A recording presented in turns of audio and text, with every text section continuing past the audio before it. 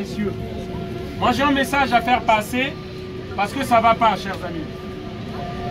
Ça ne va pas en Afrique. Beaucoup d'entre vous, vous allez dire que ce n'est pas notre problème. Mais le problème de l'Afrique est lié à ce que fait les politiques français en Afrique. Je suis M. Ngoumad Mangoubi Donald, un immigré. On est venu ici, je suis venu ici à cause de la politique française en Afrique qui nous impose des dictateurs, des marionnettes. Je vais vous expliquer une petite histoire. Au XIIe siècle, les Chinois découvrent la poudre à canon. Ils découvrent la poudre à canon pour des vertus thérapeutiques, pour la santé. Et après les Chinois, l'Occident découvre la poudre à canon. Lorsque l'Occident découvre la poudre à canon, c'est pour faire des guerres barbares. C'est pour soumettre des populations en esclavage. Aujourd'hui, l'Occident a la puissance militaire et soumet des peuples en esclavage. On va vous parler des droits de l'homme. Ça n'existe pas, les droits de l'homme. On appelle ça des coloriages, l'habillage du cadeau, pour dire qu'on est dans un monde de droits. Il y a les droits de l'homme, ça n'existe pas. Lesquels qui commandent ce monde? C'est l'oligarchie, le capitalisme, qui pille l'argent, qui esclavagise les peuples, l'exploitation de l'homme par l'homme. Et les gilets jaunes que vous avez vus dehors là, parce qu'ils en ont marre de ce système-là de la France-Afrique depuis 60 ans. Et ce que vivent les gilets jaunes, les mains arrachées, les yeux troués, c'est rien à côté de ce que vivent les Africains. Nous vivons pire. Nous vivons pire. Pourquoi? Notre seul tort, c'est parce que l'Afrique est riche. On vous a toujours montré l'Afrique pauvre. On vous a toujours montré l'Afrique qui a des huttes, des cabanes, des girafes, le tourisme. Non, ce n'est pas de cette Afrique-là que je vous parle. Je vous parle de l'Afrique de Soundiata Keita, qui, au XIIIe siècle, on était déjà un royaume, on avait un parlement. Je vous parle de cette Afrique-là, qui est le berceau de la civilisation moderne que nous avons ici, l'Égypte, Cheikh Anta Diop. Alors, je veux vous parler de cette Afrique-là, aujourd'hui qu'on marginalise. Les dirigeants occidentaux ont placé des marionnettes dans nos pays. Vous allez les appeler les présidents. Ce ne sont pas nos présidents. Ils sont placés par les dirigeants occidentaux pour piller nos richesses. L'énergie que vous avez dans ce train-là, ça ne vient pas de la France, ça vient du Niger. L'uranium qui produit l'électricité de la France vient du Niger. Mais 90% dans ce pays-là, ils n'ont même pas l'électricité eux-mêmes. Châtelet. Je vous parle. Le carburant que vous mettez dans vos voitures, Châtelet. Ça vient de chez nous. Assurez-vous de ne rien oublier. Pourquoi? Parce que les sociétés françaises nous disent que vous avez 20%, 10% et nous avons 80%, 90%. Les Africains qui viennent ici, nous venons chercher notre argent.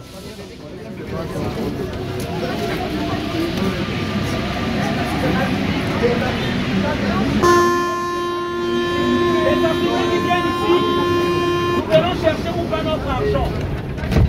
L'Afrique est pillée. L'Afrique est victime de ses richesses. Parce que beaucoup de Français, beaucoup de citoyens qui sont ici, ne savent pas que l'énergie que vous avez ici, ça vient de l'Afrique. Beaucoup ici pensent que l'Afrique c'est un continent pauvre. Nous devons aider les Africains qui sont ici. La France a installé un système pour nous imposer des dictateurs dans nos pays.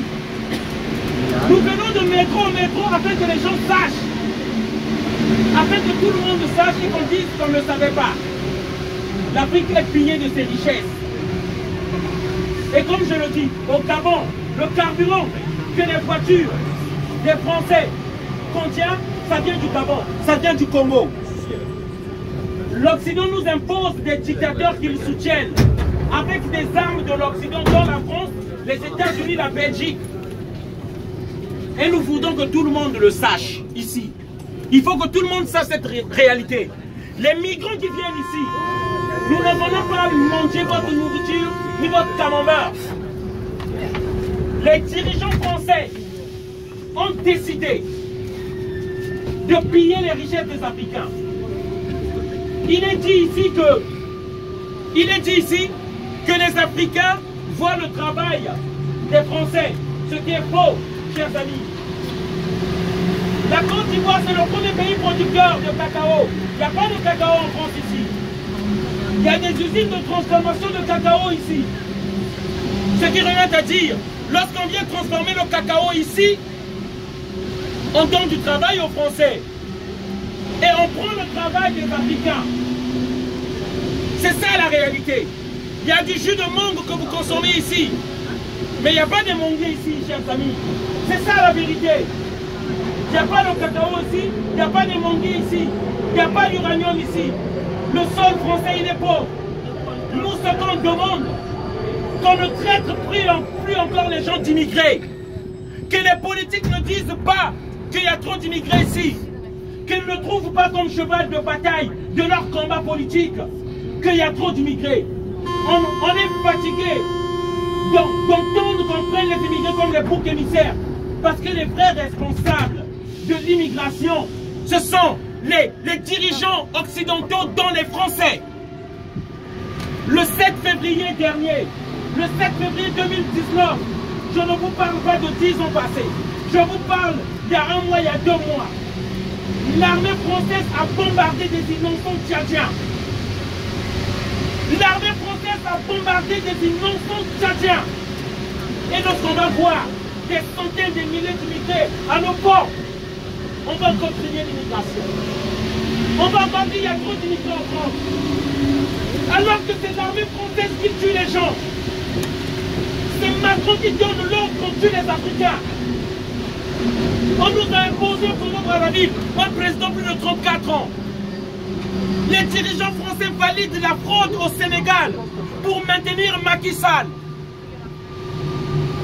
Et j'appelle à tous les Africains de se réveiller. Il est temps. Votre silence est complice. Votre silence légitime leur décision. C'est au nom des Français, au nom de l'opinion internationale, qu'ils attaquent ces pays-là.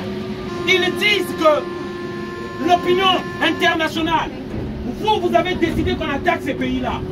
C'est pourquoi moi je dis, le citoyen français est devenu comme l'enfant d'un dealer qui profite de la rapine, qui profite de l'argent de la drogue de son père.